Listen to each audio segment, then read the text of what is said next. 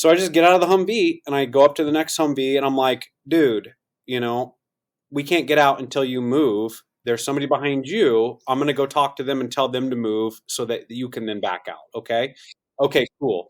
Then I go to the next Humvee and then I just keep doing that. And then that's when and I kind of met each other. And then and I had another conversation right there, like normal, like bullets are flying everywhere. And we're just like, hey, I told these guys to back out. Okay, yeah, that's what I told them too. So they're backing out. Okay, cool. I'm going to go head back to my Humvee. Everybody's got the plan. All right, cool. And then we just walked separate ways in the middle of this huge firefight in a kill zone. So it was kind of fun.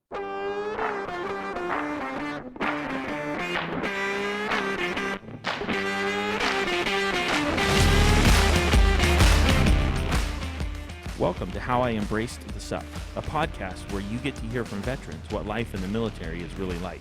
I am your host, Walt, and before we start, you should know that I do not censor the show in any way. You have been warned.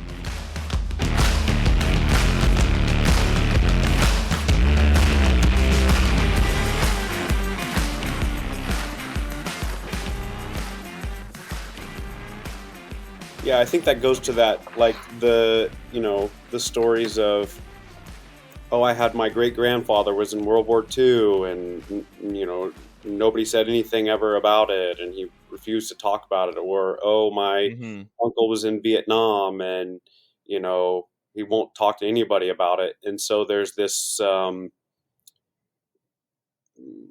perception in the civilian world that we're the same type of people, right? And maybe we are desensitized and it's more okay to talk about it. Or maybe, those generations that didn't talk about it, that say, yes, talk about it. The pendulum is swung kind of heavier the other way, And so we do. It's kind of like the whole thank you for your service, kind of thing. Right. Is, I think that to me historically came out of the Vietnam era, people getting spit on at the airports and called baby killers. And so that generation now, when we came back, wanted to swing the pendulum the other way and make it very welcoming to come back, like welcome back and thank you for your service and all that kind of stuff. And I think it's rooted in the whole sins of the past, or, maybe people analyzing how they treated people in the past and trying to compensate for that. So, so the whole, not talking about your experiences or thank you for your service, I think that's all kind of this pendulum swinging hard the other way. Sure. That makes sense. Huh. At least that's my own perception, I guess. Yeah. What are your thoughts on the whole thank you for your service thing? Is that when someone says that, what's your response internally? I don't know. It depends on who asks it or who says it. It's an older gentleman wearing his, foam trucker hat with the battleship that he was on. I just shake his hand and say, thank you, bud, you too, or whatever.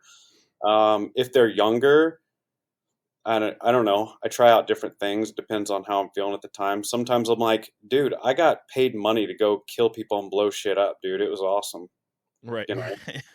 Or most of the time I just say, hey, thanks, and move on. I know it's coming from a good place, typically, but I'm also in the Midwest, where that's just how people are.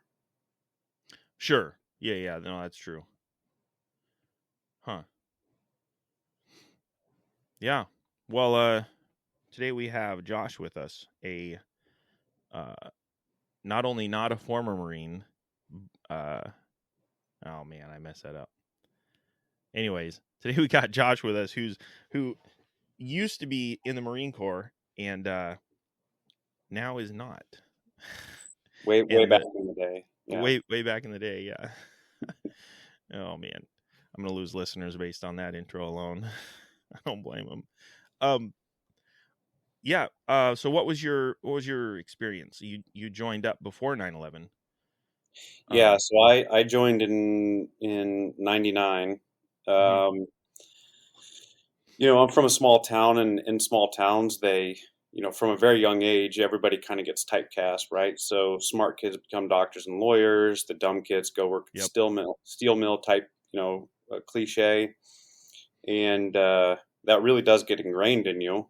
And as I got older and I was getting ready, I was a year or two out from, going to college and go be a doctor type stuff. I kind of realized, I jokingly say I went through a midlife crisis and realized I don't really know what I want to do. I just know what everybody's telling me I want to do. And, Right. and so I was in a college level course in high school where we had to do research papers and stuff. And for some reason, I did one on special operations in the military. So I'm reading about, SEALs and Delta and SF and all these different groups. And one of them that popped up that I thought was weird was Reconnaissance Marine, which technically wasn't part of SOCOM, but it's kind of what the Marine Corps had because they didn't have SOCOM assets at the time. Right. And I found myself, wondering like, where do these magic people come from, right? That are in these special operations groups. Is there like some place in America where they're bred, like Sparta or something? And then I really started reading through the requirements on, what it took to be it, because everybody assumes they're, you know, semi-gods or something, that they can do things that mere mortals can't. But then you start reading through like, well, what's required, and you're like, holy shit, I think I could do that, pass those requirements. At the time I was also kind of a fat body, and as most nerds are back in the day. Yep. And so I had already started a process of transforming myself physically, running and going to the gym and losing a lot of weight and gaining a lot of muscle weight, that kind of thing. And so I knew that I could do a certain amount of pull-ups and, run times and stuff like that. And so I just had a moment where I was like, well, fuck, I could do this, let's give it a try. And It was a super crazy, off the wall, out of left field type of thing for not only me, but everybody around me. Because there's this kind of negativity towards the military where, that's where all the retards go that can't go to college, right? Go to the military. Right. And I have to be honest that I kind of thought the same thing too. So I called up the recruiter and said, hey, because I found that there was an enlistment, they called it an enlistment bonus or enlistment code that they could put on there that guaranteed you a chance to try out for recon. I think I kind of liked that because it had sort of the underdog tone to it. Partially too, maybe sort of the whole, if I fail becoming a recon Marine, nobody's going to know. But if I fail becoming a SEAL, then everybody's like, you failed at becoming a SEAL, sort of, maybe. So it was maybe the safer route to go. But I really did enjoy kind of the underdog concept of it. And the fact of joining the Marine Corps, that was like, even more off the wall than joining the Army or the Navy or something like that. So it really hit a lot of buttons for me. And so called up the recruiter, said, hey, I want to enlist. This is the enlistment code that I won't put on my deal for to go in for recon. And he said, okay. I'd never talked to a recruiter at my life at this point. And so he says, okay, I'll come visit you and we can take a look. And he started asking me the classes I had. And, they were all dual enrollment classes for college. Like, what do you got? Period 1. Oh, I've got calculus. What do you got? Period 2. I've got chem 2. Oh, what do you got? Period 3. Oh, physics, And he's like, don't you have like a study hall or something? This is my senior year. And I'm like, nope. And he's like, okay, well, I'm just pick one and I'll come then. So he came to the school and, which is about 60 miles from where he was. And he walks in and he looks at me and then he goes, how many pull-ups can you do? And so I was like, I can do 20 at least. And he kind of did a look like, sure, buddy. Right. So, in the old schools where they have the windows above the door. Oh, yeah. Yep. Yeah. And they've got that ledge that you can grab. So I just jumped up on the door in the counselor's office there on that ledge and just started busting out pull-ups. And I got to 20. He's like, you can get down, buddy. You can get down. And I was like, all right. And he goes, man, I got to be honest with you. Most people that call me and say they want to be recon, I show up and they're way out of shape and fat, and they can barely do 3 pull-ups. Right. So this is kind of nice. So then he goes through the cards. I don't know what they do now, but at the time they wanted people to join for the right reasons. So they gave you these. He put out these cards that all say different things like spirit of belonging, adventure, like all these different like kind of like concepts, right, Right. on these cards. And he's like, pick out 3 on why you want to join the Marine Corps. And I picked out like adventure, seeing new places, like all those. And it's like, well, Because guns weren't on any of the cards. yeah, blowing people up and things weren't on there. And so he goes, well, you didn't pick any of the 3 cards you should have picked, but let's go.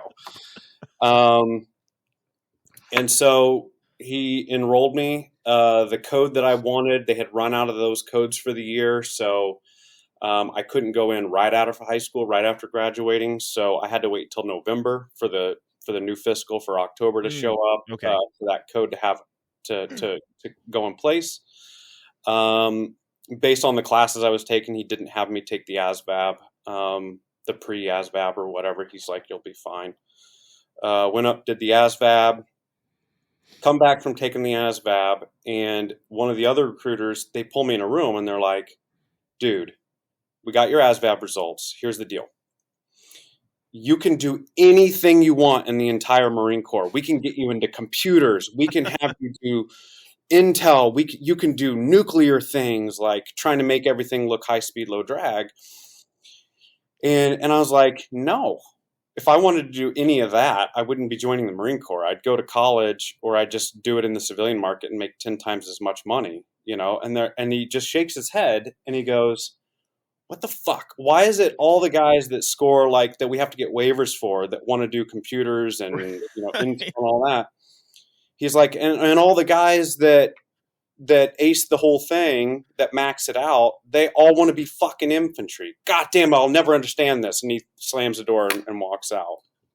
Kind of funny, but it's kind of funny too, is that as my Marine Corps, as I went through the Marine Corps, you saw that in the Marine Corps. The smartest guys I met in the entire Marine Corps are all infantry guys. But also, I will say, the dumbest people I ever met in the Marine Corps were also in infantry. Right. Real polarization. You were either an ASVAB waiver, or you were like a 98, 99 ASVAB, right? Interesting. So it's kind of funny that way. All the middle of the road ASVABs, those are all the pogues, right? Right. They got sucked up in the other portions that were like, we need somebody that knows what a computer is. Right. If you scored over a 40 or below an 80, you're a pogue, right? Okay. Interesting. That makes kind of sense. a weird Yeah. dynamic. Yeah. So I waited till November, went to boot camp, went to then the School of Infantry, and at the School of Infantry, they had to allow me to take the screening for reconnaissance. So a bunch of guys from First Recon came down, ran the screening, passed the screening, which was good because my code, technically, if I failed the screening, I would go open contract. They choose what you do? Yeah. Okay. That's how 90% of the Navy gets their recruits. Is they say, come try to be a SEAL, and then when you fail, you become open contract, and now you're a boatswain's mate chipping paint on a ship for the next 4 years. Yep. Right? So it's a recruitment tool for the Navy, and the Marine Corps kind of did the same thing. Sure. So how many people were in that assessment? I think there were like... So I was the only one that they had to let do it, but they would let other guys do it as well. Okay. So I really didn't need the code necessarily. I could have, passed the screening at SOI the same. Gotcha. I think there were like 3 of us that passed the screening. Oh, okay. Yeah. And then after SOI, that's when they ship you to your recon producing school, which at the time there were 2. There was an East Coast and a West Coast school. So Mm-hmm. the West Coast school is called BRC, which I think now there's only one school, and it's BRC, and it's on the West Coast there in California. Okay. Basic reconnaissance course. And then there's the other one, the East Coast one, which has been, I think, shuttered, called ARS. So that's Amphibious Reconnaissance School. And Okay. just due to timing, I got shipped out to ARS on the East Coast, which is the school is actually on a tiny little, what do you want to call it? Coast Guard base called Fort Story in Virginia. It's right outside of Virginia Beach in Virginia. Okay. So show up there. They start out with a shit ton of students students of the school. The typical way to get into recon is you join the fleet in infantry or whatever your MOS is, and then I'm doing air quotes here, you do your time, right? And then you petition to get to try out for recon, to then go to the recon school and get into recon. Okay. And so 99% of the people at this school, they're all corporals and above. They're all corporals, sergeants, maybe a couple lance corporals at the school. They're all guys that have been in the fleet, that have gone on a pump, or as they say, done their time. We even had some staff sergeants, that kind of stuff there. And what I was what they refer to as a pipeliner, meaning I went in School of Infantry, or in boot camp School of Infantry, then straight to ARS. So a pipeliner. Gotcha. And we were fucking despised. Right. Because you hadn't done the we didn't necessary. We didn't earn our licks to be able to get to go there, right? We're just getting it for free. Right. And so there was some interesting friction there. But by the end of the school, once you prove yourself, the one thing I really love about the reconnaissance community in the Marine Corps, at least at the time, was it was very much a meritocracy. So the Marine Corps is pretty heavy and strict when it comes to rank structure, and for good reason. Reconnaissance community was pretty lax in rank structure. So much so that even when you're a recon Marine and you're assigned to a team, if you're the more knowledgeable individual on that team, it doesn't matter what your rank is. You're going to be, let's say, a team leader. Okay. So you may be a Lance Corporal team leader. I mean, probably not, but let's say you're a corporal team leader, and you could have a sergeant on your team that is your RTO, right? And you're his boss. Sure. Right. So it really breaks a lot of that rank structure stuff. But at the school, I forget how many people we started out with. It was a lot. And every day it's an attrition school. So even though you've passed the screenings to get there, every event that you do is a graded event. And so every morning at like 4 or 3:30 or whenever it was, you wake up, you do a PT event. One of the instructors acts as a rabbit. So this is the person that sets the pace for that event. Okay. So like Monday would be maybe like a boots and utes run. Boots and utilities, rifle, running on the beach, through the swamps, all that kind of stuff. Tuesdays may be a swim run, where you run a couple miles, you swim a couple 1,000 meters or 1,000 meters, and then another 2-mile run, right? Wednesdays may be another boots and utes run. Thursdays, let's say a ruck run, so you're wearing like a 50-pound weighted pack. And then Fridays would be just a slick run, where you'd run like, I don't know, 6 miles, 10 miles, whatever it is. And then there's a rabbit that's always the instructor that sets the pace, right? And so if you stay with the rabbit at the finish line, then you've scored 100%. In every minute that you come behind that instructor, you lose 10%. So if you're more than 2 minutes behind the instructor for any of those physical events and you score below an 80, you failed that event and you're out of the school. Oh, okay. Yeah. So plenty of 80 and opportunity below is failing. Below 80 is failing for every event that they do at that school. So then you would have a bunch of classwork for the day.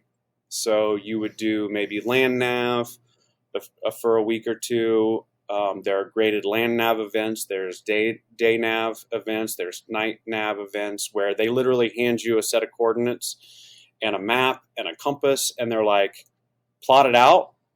Be back here at this time. Every minute you're past this time being back here, that's 10%. Oh, wow. So you're out running around in the woods and the swamps in Virginia trying to find these fucking bird boxes to write there's codes inside of these little boxes kind of out in the middle of nowhere, and that's where those points are. So you go and you find the box and you open it up, and there's little metal tags that have codes on it, and then you're told a lot of them will have multiple codes, so that way you can't just pass the code off to other people. So it'll say you need code number 4, right? So you write down code number 4, and that proves that you found that box, right? And physically we're there. And then does it give you the next coordinates also, or no? You have all the coordinates from the very beginning to all the boxes, and part of it is you have to plan your route, right? So you plot all the boxes out on the map, and then you say, okay, I'm going to go to this box first, and then I'm going to go to this box, and then I'm going to go to this box. Like, you have to plan your route, right? So that way, because you're timed, right? So it's a timed event, and so you're not having to get this box and then go way over here, get this box, and then wait, and backtrack. Right. Okay. So you're having to plan your route, and so you do that at day, and then you do a night event, and those are graded for land nav.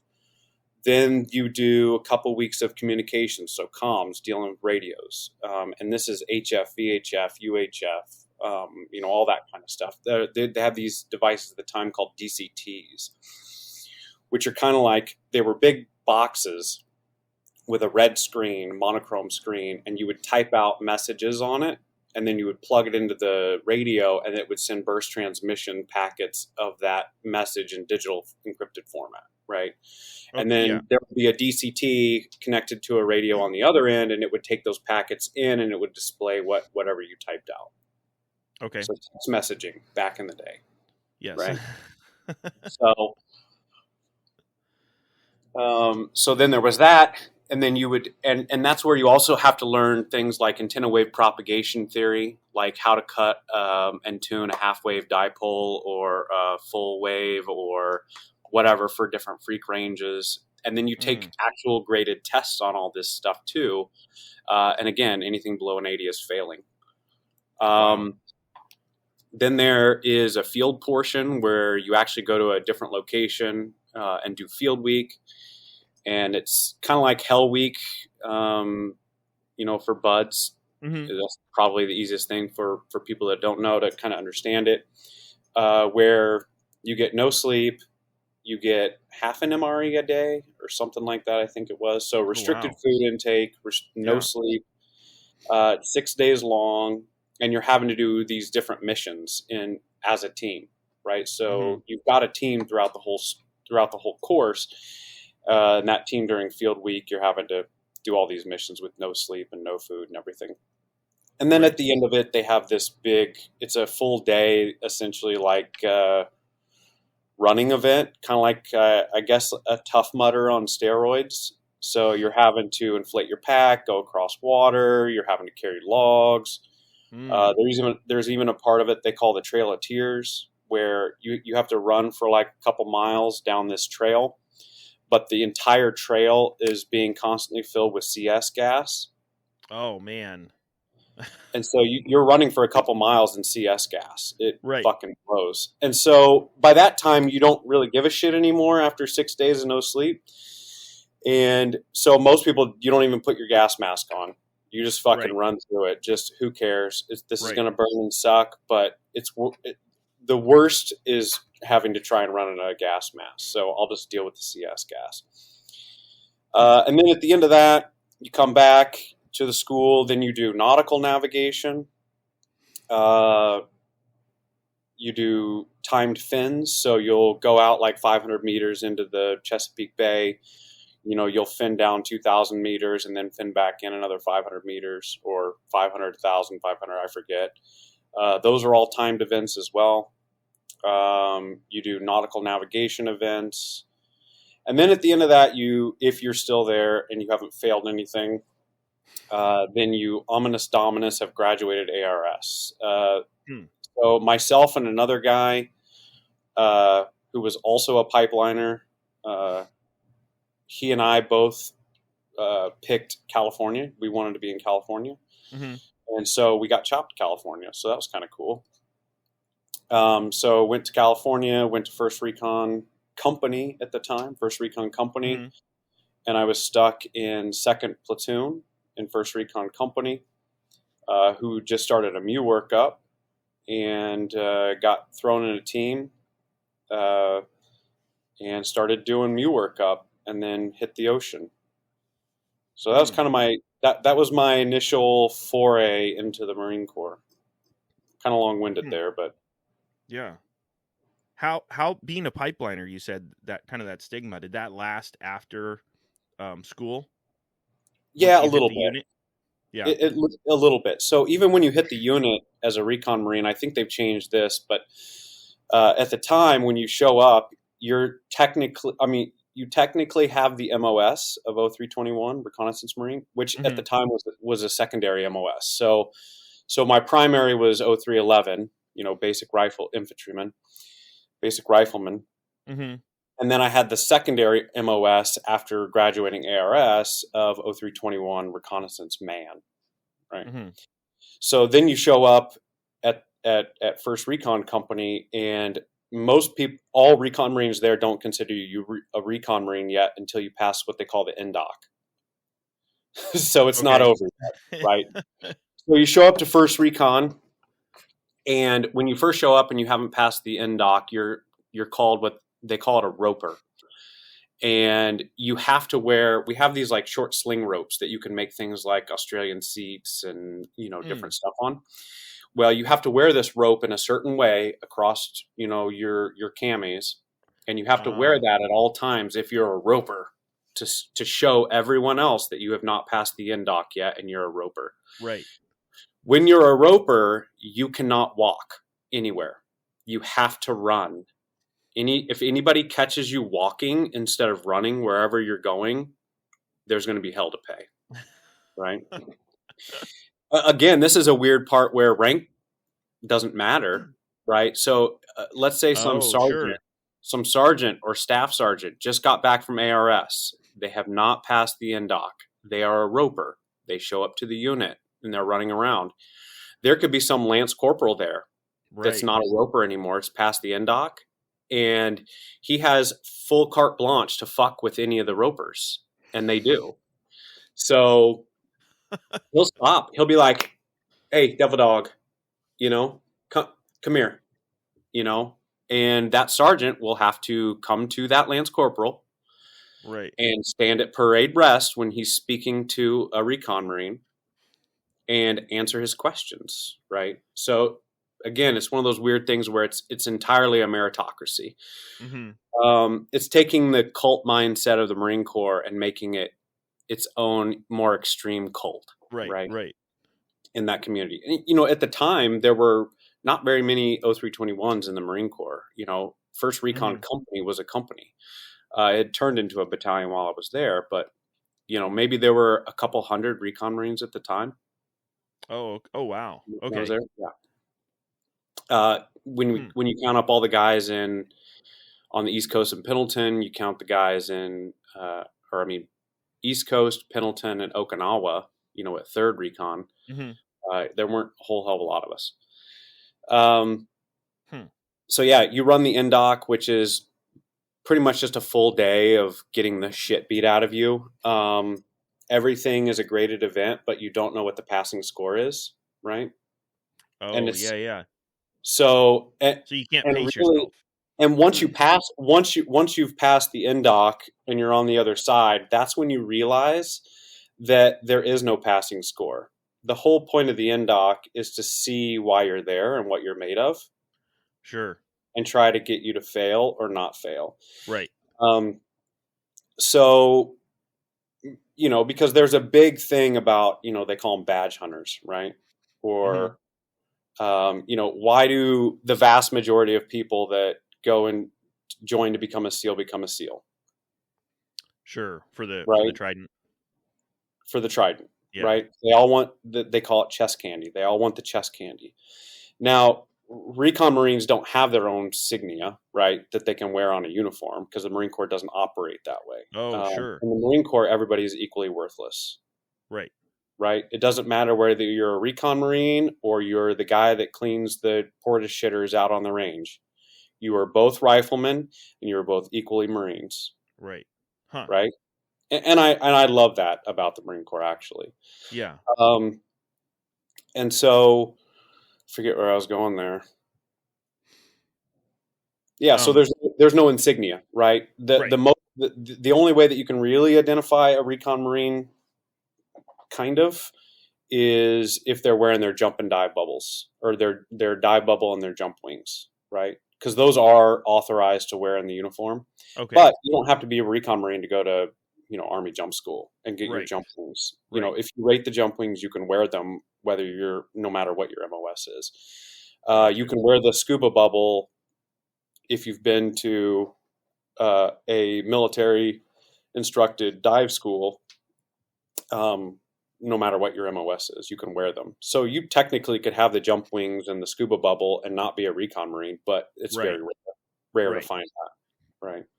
And if somebody was trying to be a poser and just do those classes, those schools, Marines would realize it quickly, I would assume. Yeah, like jump school, like a lot of pilots go to jump school. A lot of, Sure. a lot of people would get to go to jump school as a re-enlistment bonus, right? So I may be some like admin guy that pushes papers, but as a re-enlistment bonus, I said, okay, you have to let me go to jump school. You have to give me a jump school slot.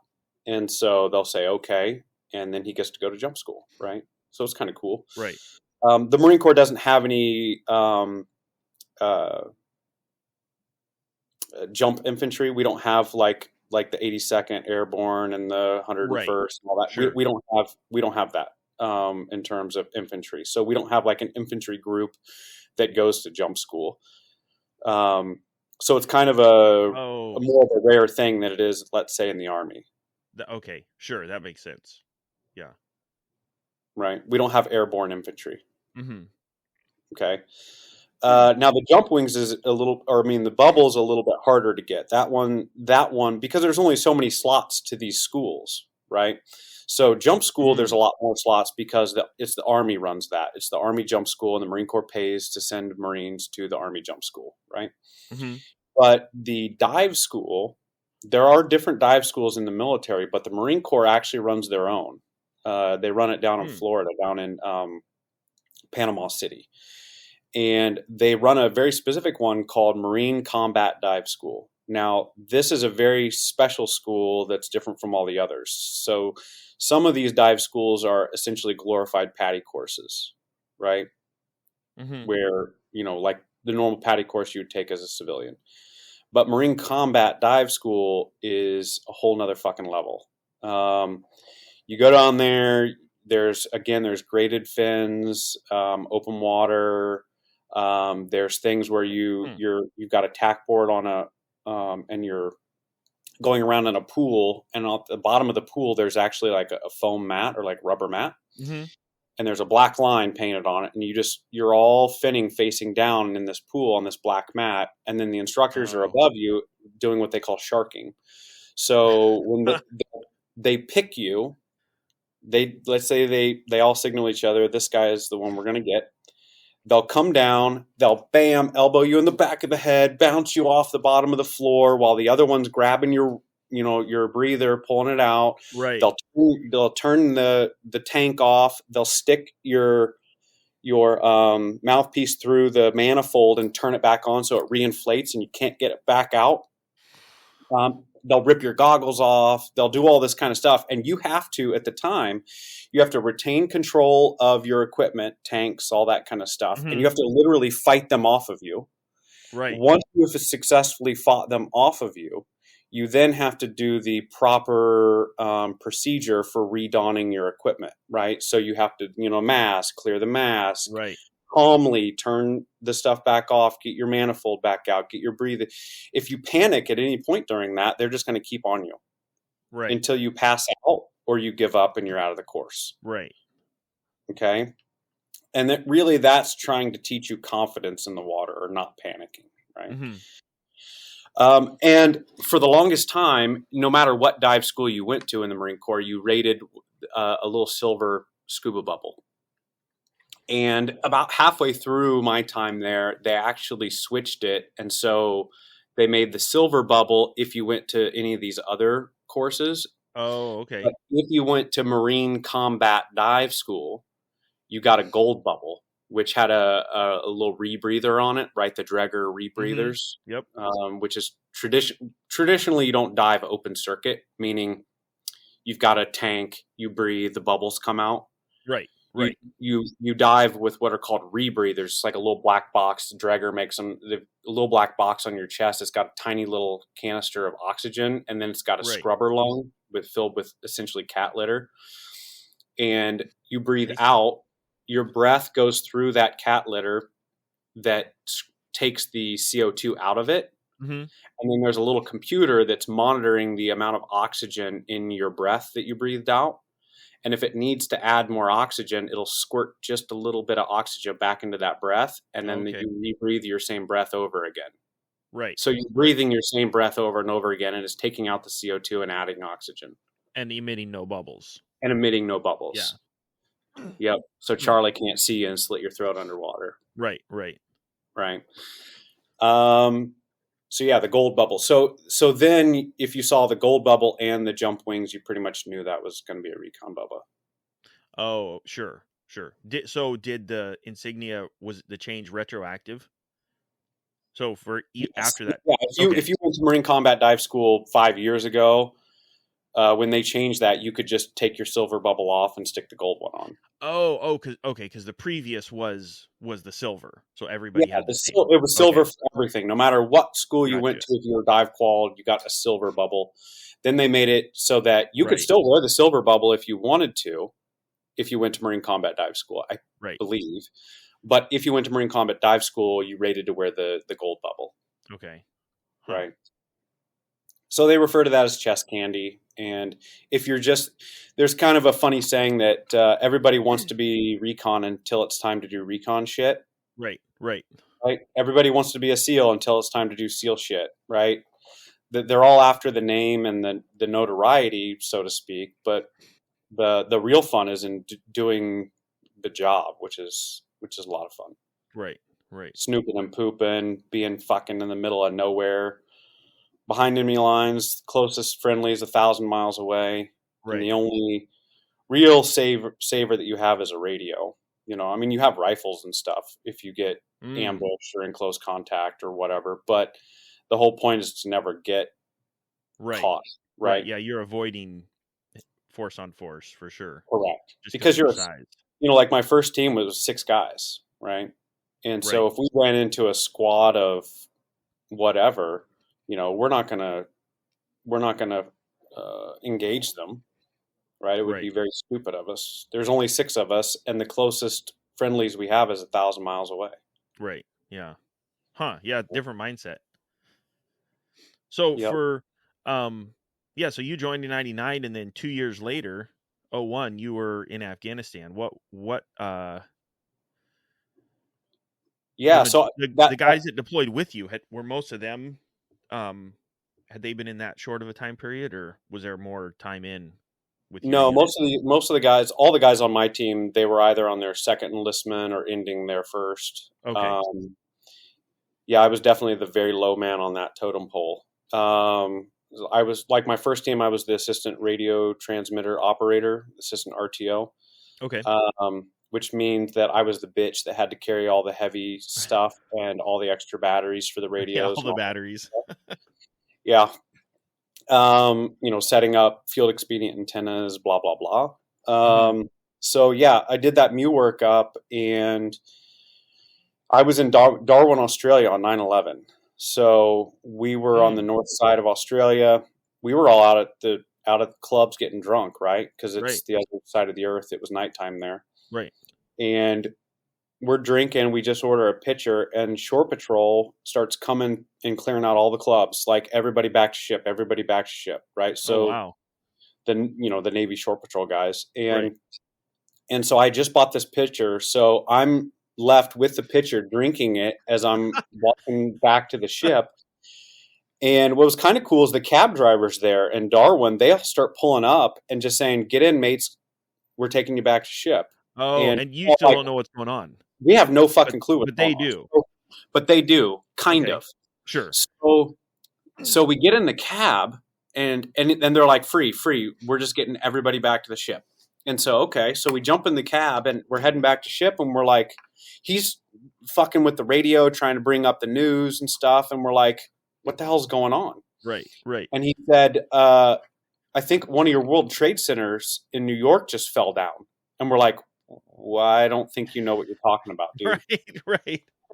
That building does not fall down, right?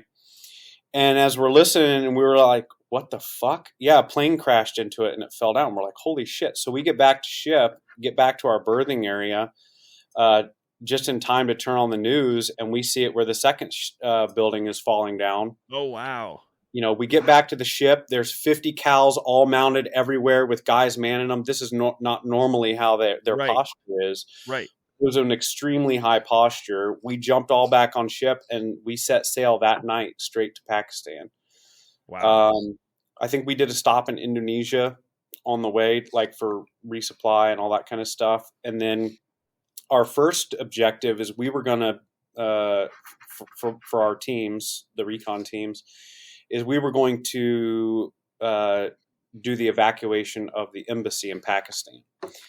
That ended up getting nixed, and instead, we did a beach landing on Pakistan, which is really funny. Yeah. On the ships where the front kind of folds down. So okay. Yeah. I thought maybe you were on like a Tarawa or something. No, so we were on a 3-ship group,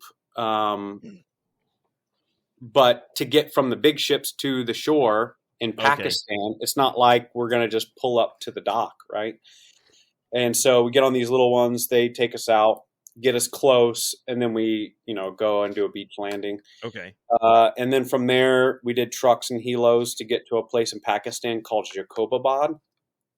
And Jacobabad was, I guess they were a little pissy with the U.S. because I guess the U.S. said that they were going to give them some F-15s or something, fighter jets. And so they built this little air base in Jacobabad to house all these F-15s they were going to get from the U.S., and then they never got the F-15s. So that's where we ended up setting up. So the airfield was run by the Air Force. So the Air Force came in and was doing Air Force things. We set up the Marine Corps. We set up a perimeter around the base. Mm-hmm. Those fucking guys, dude. This is the point in my life where I realized that I did not want to be a regular infantry guy. They were living in fucking mud holes, right? Oh man. The whole time. Doing this perimeter, and we were in a nice, where we were in a really nice like hangar bay, and we actually ended up setting up an LPOP on the top of it with a Barrett 50 cal to do sniper overwatch. Oh sure. Yep. And so that's kind of what our role was, to overlook the airfield and provide that sniper fire, that long distance sniper fire if needed. So then that's tons of funny stories about the Air Force and that base. Holy fuck. So when the Air Force guys started showing up, they all have M16s, but then we look and we're like, what the fuck? They're the M16A1s with the triangular, like, foregrip on them, like barrel guards. Oh, really? The OG, like, Vietnam triangle grips. With no forward assist even, maybe? Yeah, the guns Wow. still had cosmoline on them. They had just taken the cosmoline paper off of them and handed them. They were like brand new Gen 1 M16s from Vietnam Wow. with the muzzle the flash suppressor that didn't connect at the top. It's just like the three spikes sticking out Oh, type yes. deal. Yeah, yeah. Oh yeah, these were OG M16s. And they were carrying those around still with cosmoline that they hadn't cleaned fully off of them, stuck to them. Right.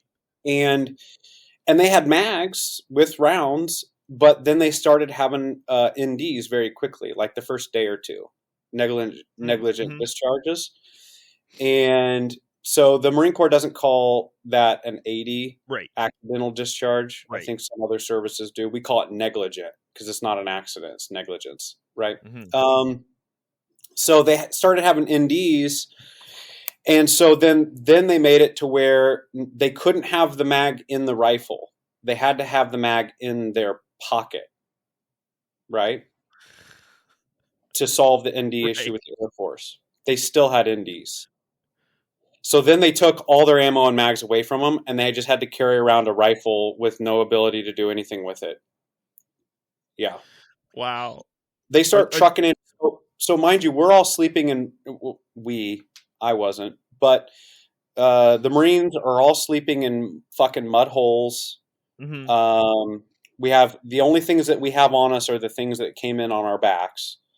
Oh, The Air wow. Force is flying in all sorts of shit, cots and all this fancy things. They brought in a whole quad con that was nothing but washers and dryers. And so the Marine Corps, we're walking and seeing all this stuff, and we're like, what the fuck?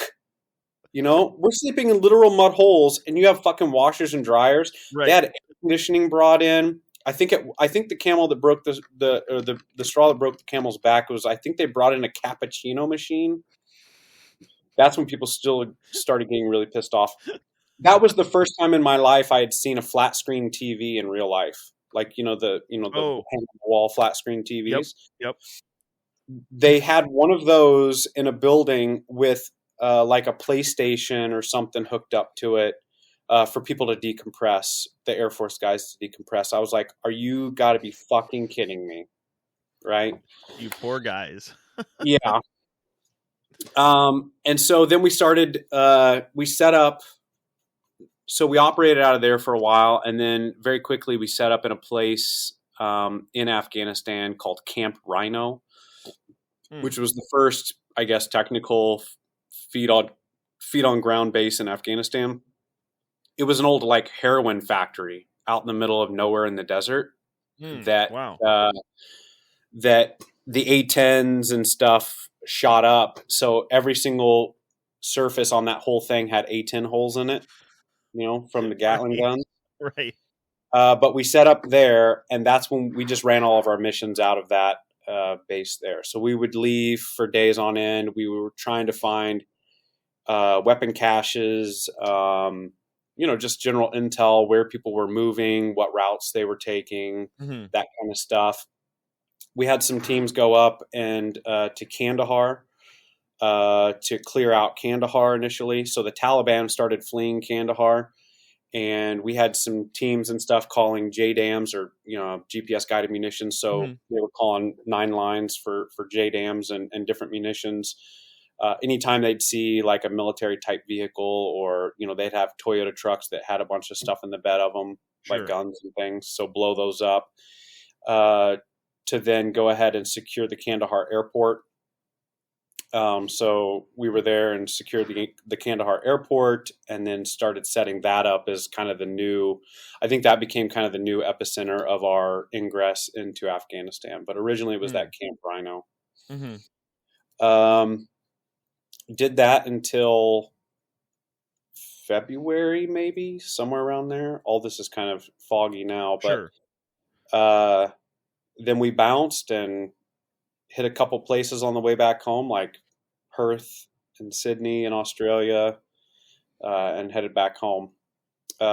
When we got back, that's when they had turned it from 1st Recon Company into a battalion and started going to schools to do the next round.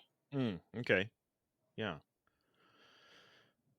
So in Afghanistan, you when you were doing your patrols or when you're headed out, you weren't on foot, right? You were in Humvees, or Yeah, what we was had the we had open transport? back Humvees that we used. Okay. So we ended up finding, so they were all green, and so we Right. ended up we found tan-ish house paint when we were just going through looking for shit at the heroin factory. So we found this like just tan latex paint, and so we Right. just painted them, and threw shit on them to kind of dirty them up and camouflage them a little bit, Right. and then just took off. Yeah, so a team of 6 guys in a Humvee just snooping and pooping and looking for stuff. We would set up LPOPs in different locations and just kind of watch areas that we knew kind of would have travel to kind of start to get a feel for how people moved around in that area. We had to be real careful moving at night because the area we were in had these huge dry lake beds. And so you would Mm. just be driving along, and then it's literally a fucking cliff of like Oh. I don't even know how many hundreds of feet, and it would be a huge flat dry lake bed. And so sometimes we'd have to get down into those to get across them versus Uh-huh. trying to go around them. Um, you obviously can't use your headlights and shit there, right? Right.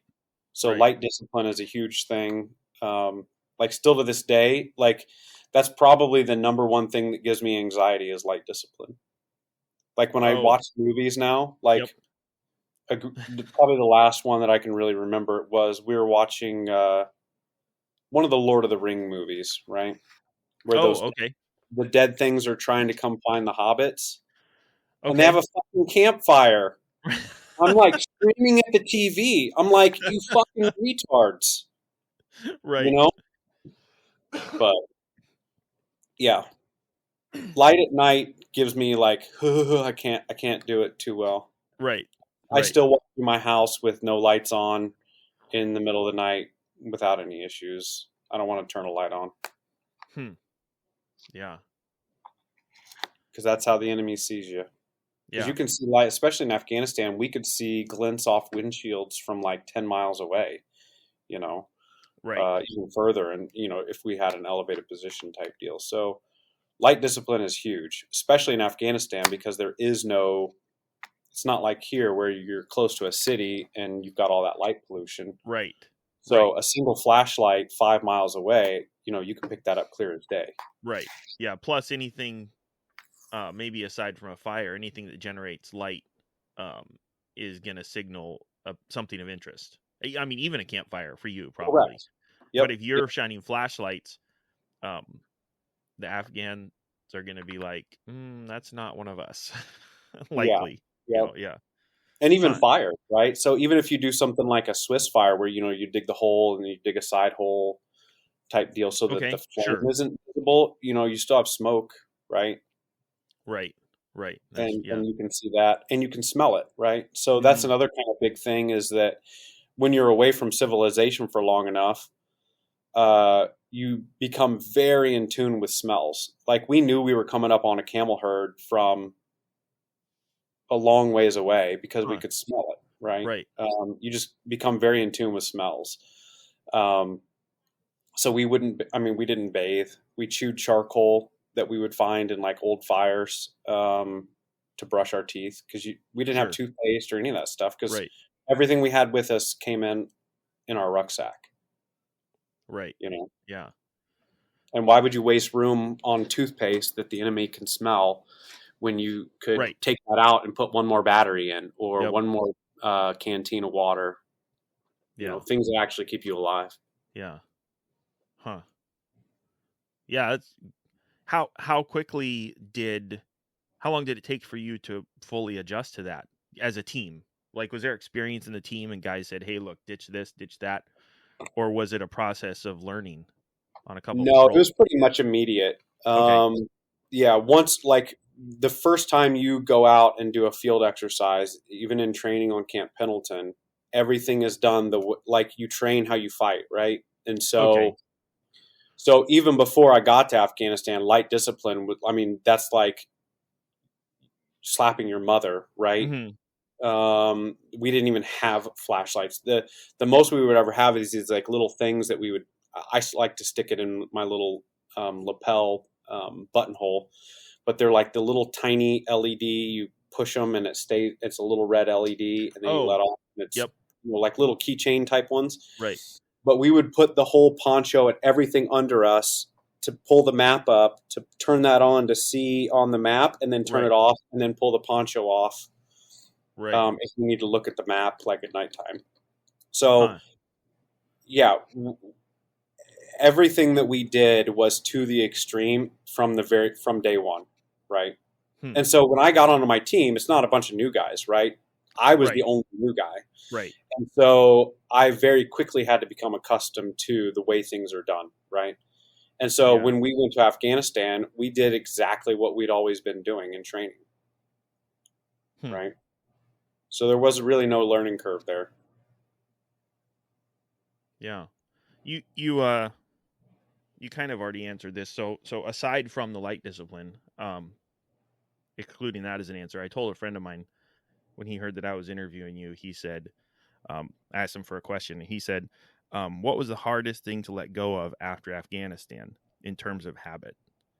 So it was, aside from light discipline, when you got back, what was kind of in terms of your habits, what maybe not necessarily hardest to let go of, but the most apparent difference? Kind of like the light discipline thing. Most people would watch a movie and be like, there's a campfire, I don't even care. Whereas it really gets you going.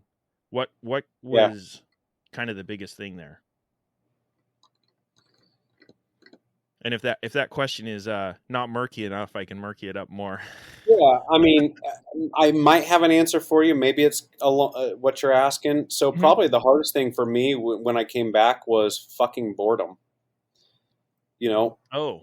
When I was in Afghanistan, it was literally 24/7. I was working 24/7. I was constantly doing something. I was constantly trying to find something out. Right. I was constantly trying to solve problems. And at any point, somebody could try and was trying to kill me. So this is going to sound weird, but I really enjoyed that. It was a lot of fun. Right. Then you get back stateside, and it's like everything else is super boring. I would have rather stayed there and just kept going for another year or two or however long until I got out, you know? Right. And just did that the whole time. Like, I'm a recon Marine. Let me do recon things, right? Not doing that. Yeah. Like, I used to volunteer, so there's training exercises called CACs where you go out to 29 Palms. And it's more for the top brass to play war games. And you're just kind of the pawns in that war game, right? But they need real pawns. And so it's almost seen as like a punishment to be like, yeah, you got to go to CACs next week or whatever. I started volunteering for CACs. If I wasn't at a school or I wasn't doing something, I needed to get back out in the field. And so I would volunteer for the thing that most of the time they would consider punishment, just to be out in the middle of 29 Palms, out in the middle of nothing with nobody around me other than, the team. Right. Huh. But constantly engaged. But constantly engaged, yeah. Yep. Huh. Interesting. There's probably ROIs too, or rules of engagement, ROEs. When we were there, it was if you feel threatened, kill it.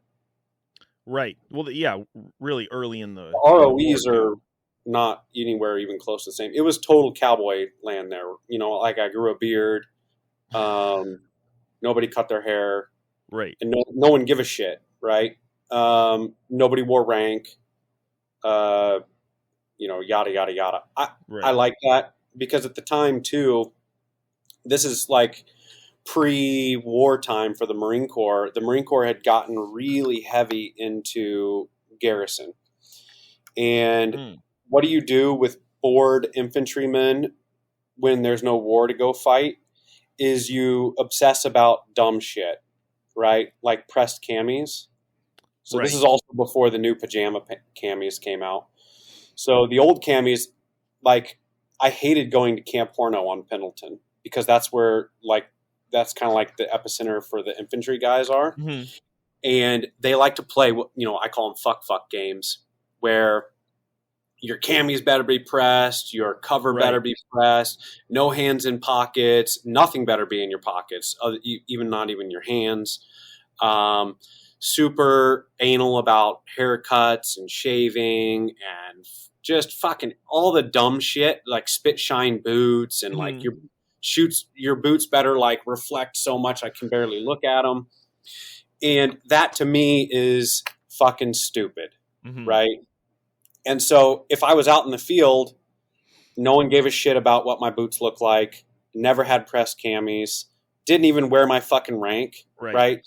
Like, didn't wear it, didn't give a shit about what was in my pockets. Kind of a funny story, and I tell this to other Marines because they'll find it humorous, but when I got out of the Marine Corps 4 years later, I still had half a can of the original boot polish that I got in boot camp left. Nice. Normal Marines went through that first can in like the first 3 months in the fleet. Right. I just, we would modify our camis, and so we couldn't wear those when we went to Horno or wherever we get lifed out by some first sergeant. Sure. But we would take, because we're all wearing deuce gear, right? This is before the time of high-speed chest rigs and all that. So we would wear deuce gear. So the bottom two pockets on your cami blouse were useless, right? So we would remove them.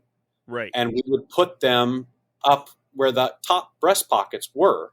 We would remove the breast pockets and put those on the sleeve or on the side so that you had pockets to be able to stuff things and do things. Right. Which is what you need when you're, out of contact with people for weeks at a time. And everything you have for that time is literally being humped around by you on your back. Right. So yeah, we did a lot of things very different. So out of regs. And so I liked being out of regs. A lot of people would joke and say that I was a civilian that just happened to be in the Marine Corps, while I was in. It was a meritocracy, so rank wasn't like a huge thing. Yeah. We got laxed on the camis and starching things and shining things and all the normal fuck games that they like to play for garrison at the time. So yeah. Yeah. So then you came back. You were stateside for a little while, and then deployed to Iraq. What were some of the differences between the two theaters? I mean, they're probably almost entirely different, I guess, in a lot of ways. But yeah, they're the same, but they're different. Afghanistan was a little different in that we were slowly feeling our way out. Iraq was more of an invasion, right? Like a full force invasion. Sure. And so probably the biggest difference that comes along with that is we had a lot more brass with us than before. So like in Afghanistan, so in Afghanistan, we would go to General Mattis, who was the MU commander, and he would say, we'd meet with General Mattis, the team, and General Mattis would say, all right, boys, I want this, this, this, and this, and this is the time I want it in. Go get it done. Give commanders intent. Either mission has priority or time has priority. We figure it out. We do whatever he wanted us to do. We get the things we need to get. We get it, and we solve his problem. And that was really it. We had a platoon commander and a platoon sergeant that would take our intel or whatever we would feed and then type it up or present it as intel to General Mattis, the information that he wanted. So really it was us as a team, which was the team. First time I was on as sergeant and below, is sergeants, corporal, and me, and then our platoon commander, who we radioed to, and then Mattis. That was it. Oh wow! And so we had a lot of carte blanche. Well, in Iraq, it was the entire first recon battalion that went. So the battalion commander, the battalion like this, all the company commanders. And not only are they out there with you, but they're literally with you, right? So So there is no such thing as an officer recon marine, right? Mm-hmm. So recon marine teams don't have officers in them. The team leader is, again, a meritocracy. It's whoever Oh, should be the team leader, right? sure. Whether that's a sergeant or a corporal or a staff sergeant or whatever, right?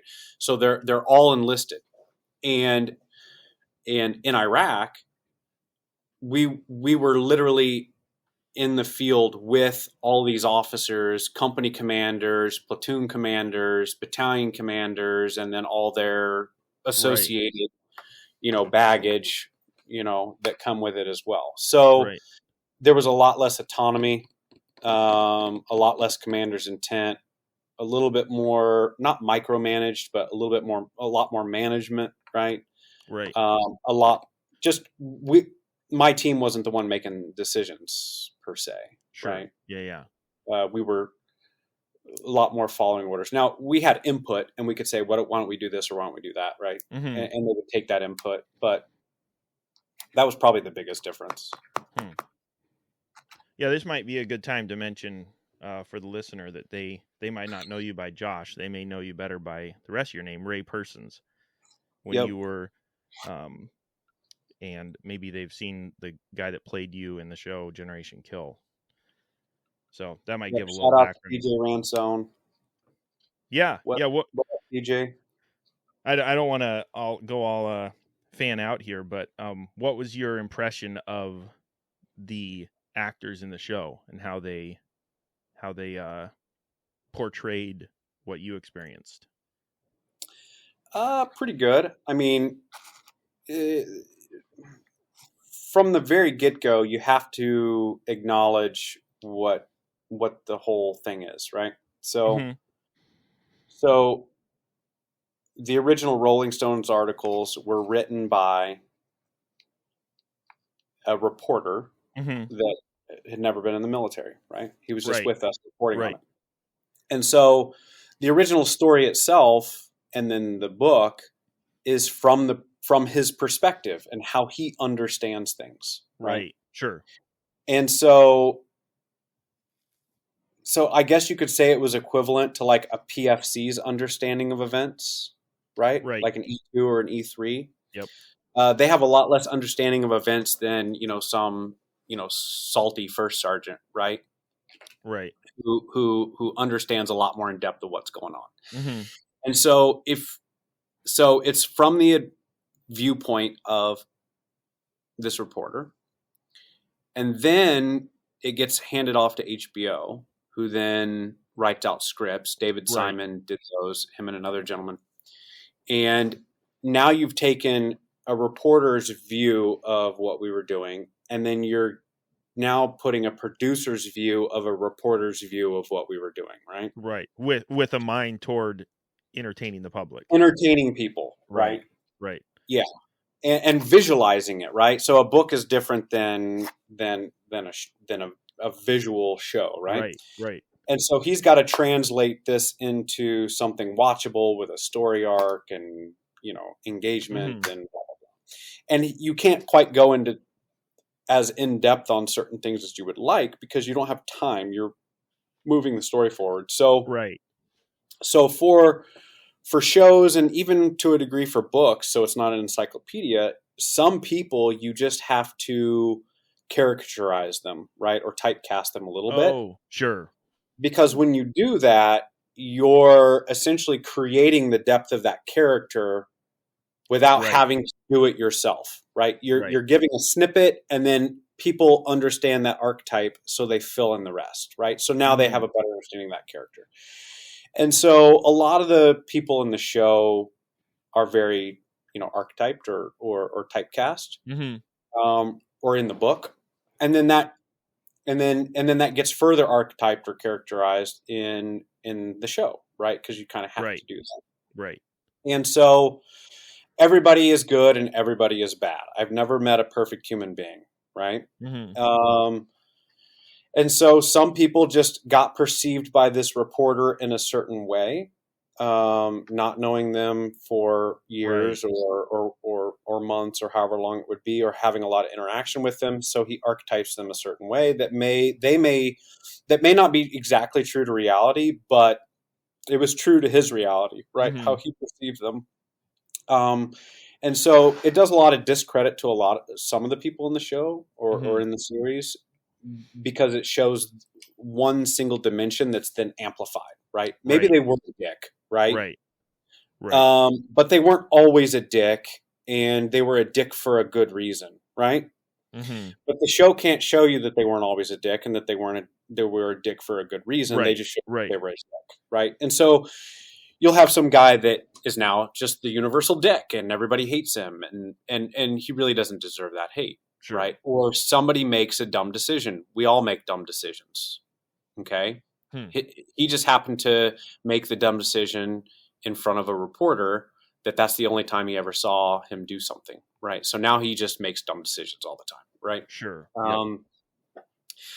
But in general, even barring all of that, in general, I think it's a fairly decent representation. It definitely is going to ring truer the lower on the rank scale you are, because to me, the perspective is like an E3 kind of boot perspective on how things operate.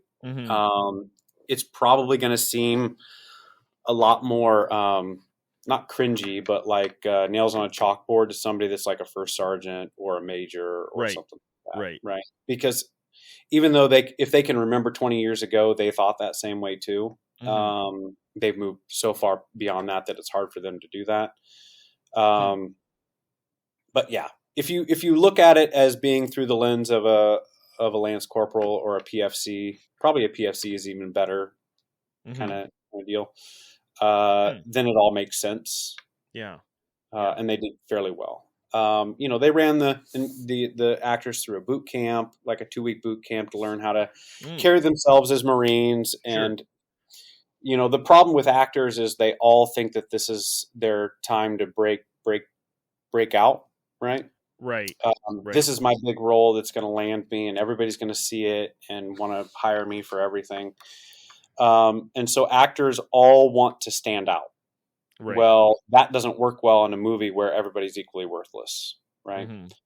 And so a lot of the battle with the filming was telling actors they couldn't do certain things, like stop standing like that. Why are you doing this? Why are you wearing your uniform like that? Oh, stop.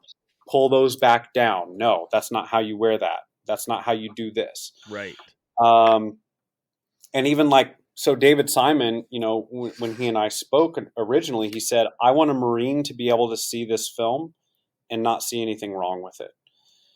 And yeah, he's the same guy that did The Wire. And so he really likes things to be more true, not like the police officer that watches some cop movie and is like, oh my God, this is not all how it's done. Or, any military guy that watches a military movie and they're like rolling their eyes the entire movie, like, oh God, Hollywoodification of, this is so stupid. I can't even watch it.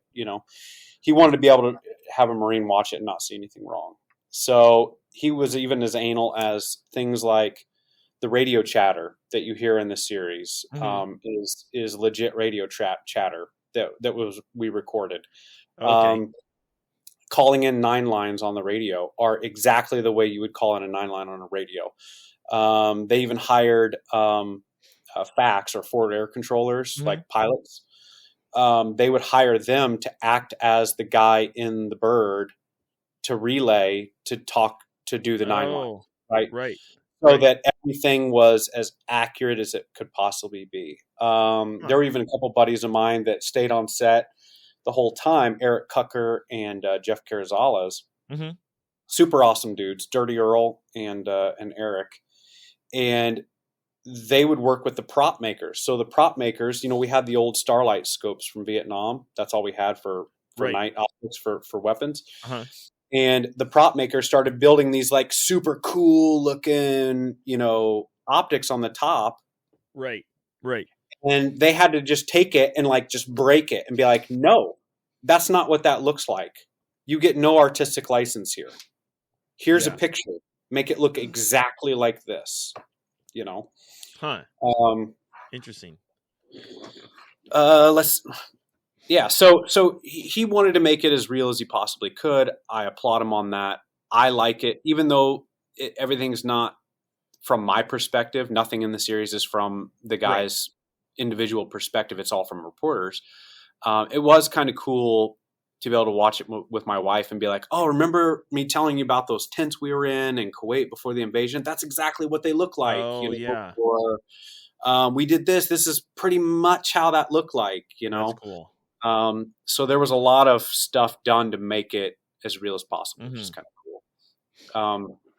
That's why, like, you won't hear any music in the series either. He wanted to make it more raw. So there's actually only 2 songs that get played in the entire miniseries. Oh, interesting. The Because first, the singing is definitely not playing music. it's not playing music. If you listen to the background chatter, there's some hilarious shit there.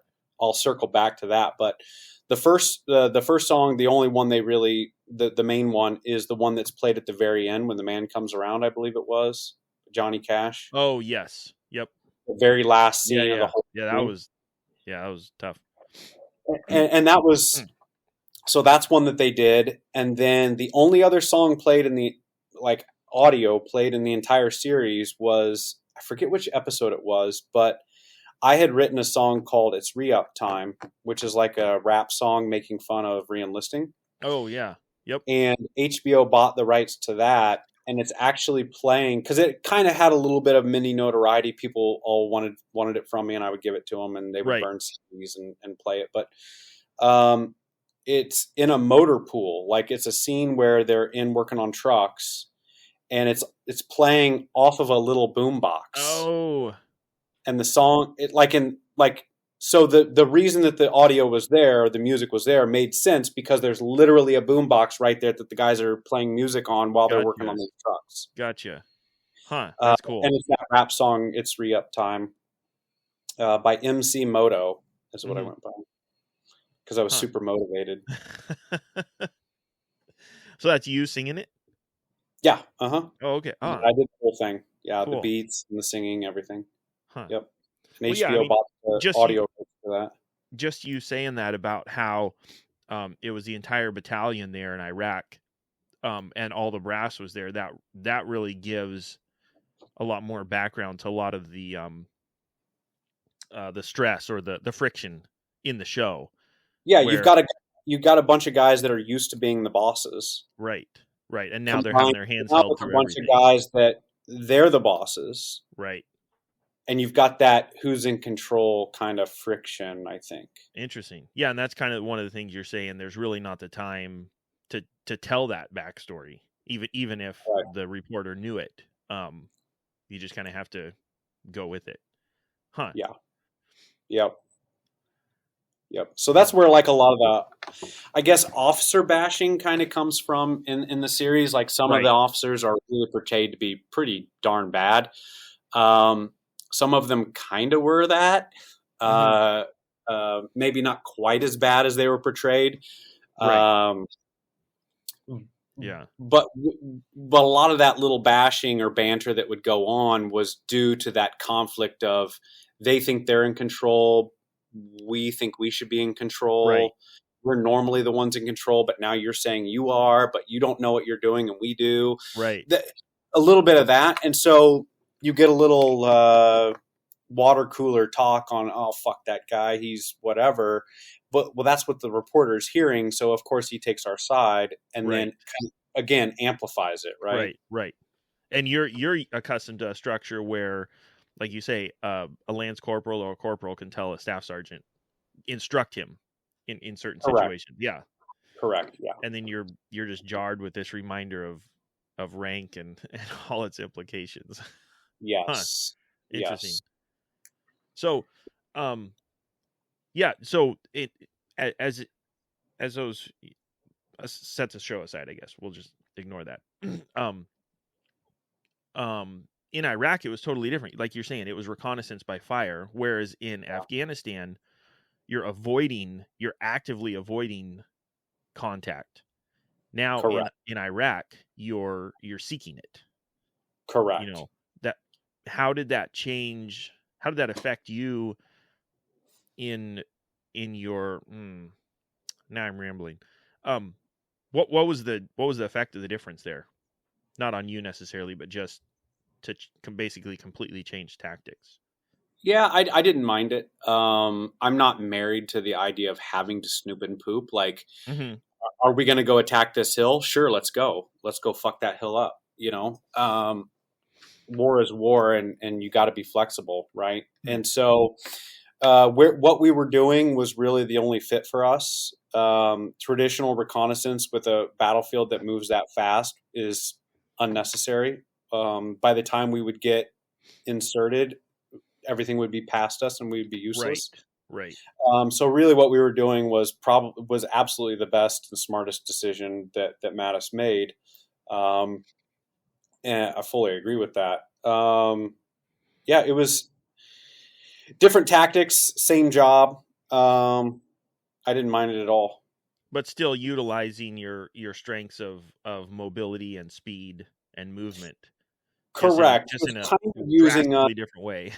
Yeah, he was kind of using us like a smarter, better infantry unit, I guess you could say. Mm-hmm. I'm not implying I'm smarter or better, or that recon is smarter and better than infantry units. Right. I'm just saying that's kind of how he used us, like a specialized infantry unit, to a degree. But also that had an eye towards intel and could properly relay that to help shape the battlefield. Because that's what we would do. We would go out and ahead of everybody. We would poke here, poke there, move here, move there, and try to help the commanders find the best route forward for the invading force. Right? Yeah. Did you find, well, I mean, you only had your experience, but do you think being in recon and the relationships that you had there, do you think have those lasted longer once you got out in your experience than maybe just a standard grunt? Does that make sense? Yeah, I don't know. I think Yeah, it's hard to know because you only had your experience. Yeah, I mean, I kind of see it through all branches and through all MOSs. It tends to be a little bit stronger with infantry than it does with, like, hey, we were admin together. Remember that, kind of deal. Right. It also tends, I think, to be a little bit stronger with units that are combat deployed, right? So there's a bond you form with people that, while getting shot at and shooting and killing people, that you don't quite form the same way in a peacetime environment, right? I'm not saying that those guys don't still stick together, but I think I see it a lot more of like battle buddies as for that relationship to keep moving forward. Right. Yeah. So, I mean, there are a couple guys that I still keep pretty tight with, and we call each other every so often and catch up on things. I know Jeff Carrizales had like a little get together in Southern California. I couldn't make that one here a little bit back. A bunch of old recon guys just getting together, shooting the shit type stuff. Yeah. Yeah. I think it varies. So that's true. A little bit to the extreme, I think. It's almost like they can't move on from what they did, right? So run into that quite a bit. Like, and even in the recon community, you run into that as well. You'll talk to somebody and all they want to do is relay stories from hooking and jabbing. Right. And it's like, dude, what are you doing today? How old's your kid now? Like, what, it's almost like they can't let go of that, right? That has become their identity, and you see this a lot with all sorts of, not just military, but like, for instance, I'm trying to think of how to phrase this without sounding like a complete asshole. But like the guy that cowboy or something, like I was a recon Marine, but there are a lot of people I've known for quite a few years that have no idea I was a recon Marine or in the Marine Corps. They have no idea about Generation Kill. Right. And then they find out somehow or something, or it'll just come up naturally in a conversation. We'll be talking about something and they'll find out and they'll be like, why didn't you tell me all of this before? And I'm like, what am I? Hi, I'm Josh, former reconnaissance Marine. And, Right. like, but there are some people that do that. They're like, right. Hey, what's going on, bud? What's your name? I'm Jim, former first sergeant of Marines. Like, dude, calm down. You're not in anymore. That doesn't have to be your identity. It's kind of similar to the young adult who peaked in high school and their greatest achievement is a game-winning touchdown in football or something in a high school football game. Correct. It's the total Al Bundy. What the hell's that movie? Dynamite, Napoleon Dynamite, Uncle Rico. Oh, okay. Quite honestly, I started that and couldn't finish it. I did not get the humor. That's my jam. What is that? Is that the uncle? Yeah, Uncle Rico, who's always wanting to throw the football. Right. Yeah, and that's what I'm saying. It's not just the military; it's kind of everywhere. But it's like, dude, let go. Right. The same effort you put into being a recon Marine or being a football player or whatever, it's cool that you have that. Nobody can take that away from you. It's really fun to relive that every once in a while. But use that same focus and drive to become the best dad you can be, to become the best business owner you can be, to become the best employee you can be, to become the best neighbor and just general human being that you can be. I'm Josh, the recon Marine, but I'm also Josh, the dad. I'm Josh, the husband. I'm Josh, the awesome neighbor. All of those kinds of things. I'm lots of things. I'm not just a former Marine. Right. Yeah, that's something a fella I know talks about a lot is finding value outside of the uniform, especially for guys who were in for 8 years. And then when they get out, he says, you need to find value outside of the uniform. Otherwise you're just going to be what you're describing where it's, that's all you're about. Yep. Yep. Well, I think, before we end, I should give you an opportunity to clear up the rip fuel controversy and clarify to the listener one reality. There were two things in that series that if I had it to write, I probably would have done a little differently because even with myself as a character, as much as you wrote about me, there's certain parts of me that are typecast. Like I'm not dumb hick, but I'm a dumb hick in the middle of nowhere. And especially in the movie, they changed a lot of it too. Like a lot of drug references and doing drugs and things like that. I had never done any drugs. Oh, right. Yeah. Interesting. And then the other one is kind of the Rip Fuel, like Rip Fuel Warrior. I think he started that in the Rolling Stones articles because, again, even a tighter format where you really had to typecast everybody. Right. And that was kind of his way of making me the wild man, I guess, or whatever. Right. So before the invasion, the corpsmen, the Sarks, had done up these med packs for everybody, right? Band-Aids, aspirin, Tylenol, all the Benadryl, Imodium, all that kind of stuff. So everybody kind of had a little mini kit, right? Sure. Of stuff that they could use to self-medicate. And in those kits is they put 2 ephedrine tablets in, like Rip Fuel, right? Right. And so everybody's kit had 2 ephedrine tablets. Guess how many ephedrine tablets or Rip Fuels I took my entire time in Iraq? 2. It was 1. Oh, okay. 2. Right. Now, MREs used to come with these instant Folgers crystals, like little packets. Oh, like sure. Pour in water and you make you a coffee, right? Sure. So the MREs would come with those. Now I would use those and just pour it in my mouth and then take a swig of a canteen and swish it around and drink it. Oh, yeah. I did do that with those. But other than that, that's the only caffeine or stimulant or whatever I had. Yeah. Which makes sense when when you realize what you're talking about, where as individuals in the unit, you're not only highly motivated and highly trained, but you're constantly planning, you're thinking, you're not just like, I just need to stay awake and drive. You're also needing your brain to function, so you're not just looking to get modified methamphetamine or something. Right. Yeah, exactly. Yeah, and like another kind of weird thing too is that like I'm the Humvee driver. I guess, I did drive the Humvee.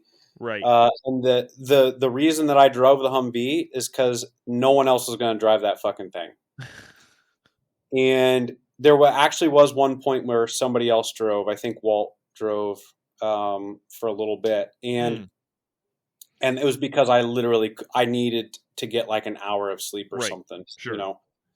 I couldn't do it anymore, and the reason that I drove was because people lose their fucking minds when bullets start coming down at you. And there was no way in hell that I was going to be stuck in the back seat of a vehicle that I had no control over and have the person driving that vehicle lose their mind and do a bunch of dumb shit. Right. And so I drove. Yep. Because now I'm in control of where I go, and I'm not at the mercy of somebody that loses their mind. Right. Because you don't know who's going to lose their mind or who isn't until shit hits the fan and you see it. Right. The guy that talked there. I'd been there with Iraq. And like you even see that in the show. They kind of go through that a little bit. Like Aspera talked shit the entire show in the beginning, how bad he is. He's from East LA. He fucking repoed cars. Oh, yeah. You don't even know about the streets, blah, blah, blah. This huge tough guy, persona. But then even rounds start coming down and he kind of turned to shit. And what I really do like about Aspera, though, not complete shit, but he froze up a little bit and stuff, is he admitted it. He's afterwards. He's like, yo, dog. He's like, I'll admit it, dude. I fucking froze. I couldn't, and I think he was good from that point forward once he realized that. But there's some people that just, they lose their mind when they start getting shot at, which I totally understand. I just happen to have the weird innate ability to keep a level head and speak at a normal conversational tone while somebody's trying to kill me, you know? Right. Which is kind of cool. Yeah. I don't get flustered. I handle stress very well, I guess. I've always thought it would be pretty cool in a movie for someone to be in the middle of a firefight and then turn to the guy next to him and say, man, I just lost the game. Yeah. And just be like that cool. Yep. Whether realistic or not, it'd be awesome.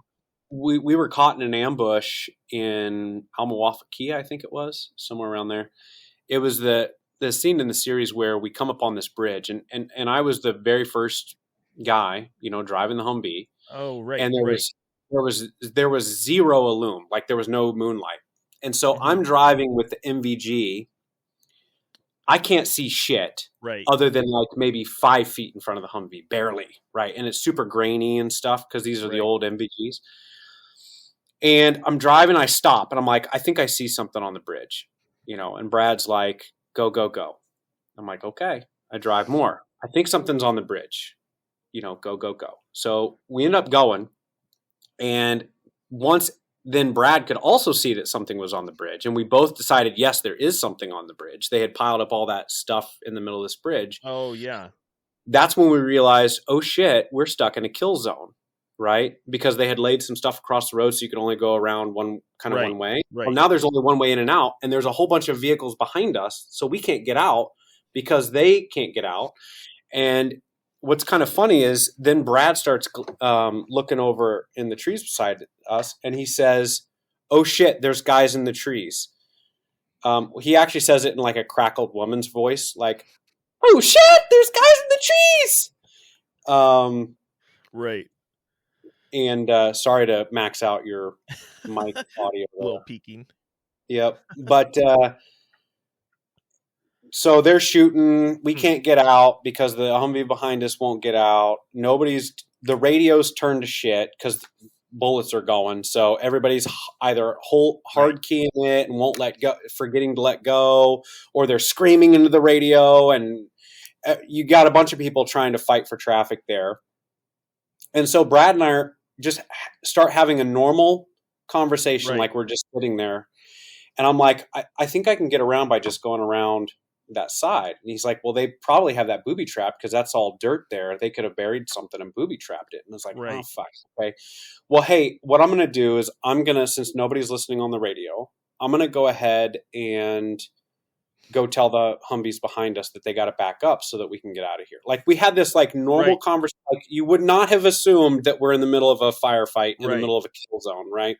This normal human conversation with fucking bullets and shit going everywhere. Yeah. It's amazing what your hearing does in wartime situations. Mm-hmm. So I just get out of the Humvee and I go up to the next Humvee and I'm like, dude, we can't get out until you move. There's somebody behind you. I'm going to go talk to them and tell them to move so that you can then back out. Okay. Right. Okay, cool. Then I go to the next Humvee and then I just keep doing that. And then that's when Fick and I kind of met each other.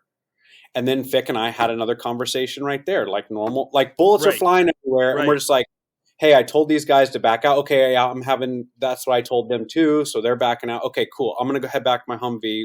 Everybody's got the plan. All right, cool. And then we just walked separate ways in the middle of this huge fucking firefight in a kill zone. So it was kind of fun. That's crazy.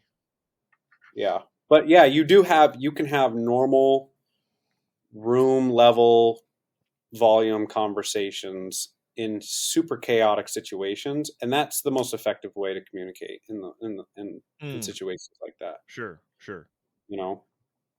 It's like when everybody's screaming, the guy that whispers is the one that's heard. Right. Oh yeah. If you're in a room of people talking, the best way to get everybody's attention is to start whispering because everybody wants to hear what you're saying. Yep. Well, one question I like to ask is if a kid came to you and said, 17 or 18, and said, I'm interested in joining the military, what's your advice? Why? I would say why. Yeah. Why do you want to do it? If you want to do it for a paycheck and you have these grandiose ideas of God and country and all of that, sure, go ahead, I guess. Mm-hmm.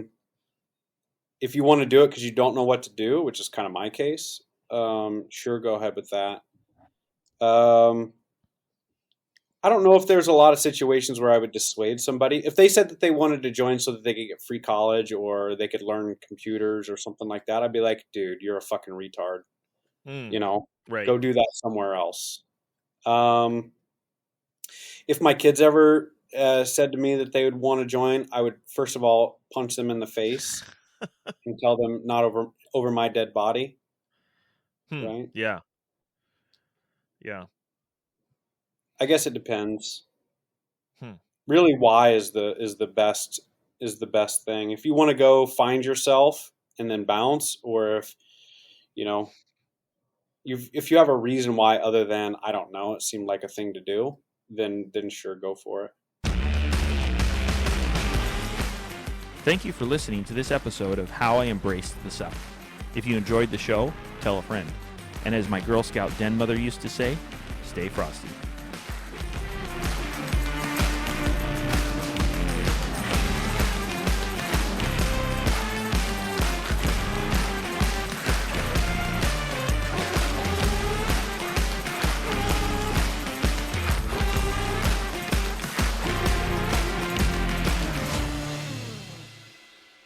Kids are stupid. No, they're going to do stupid things. I was a kid and I was stupid and I did stupid things. And I'm still alive and kicking, so it's all right.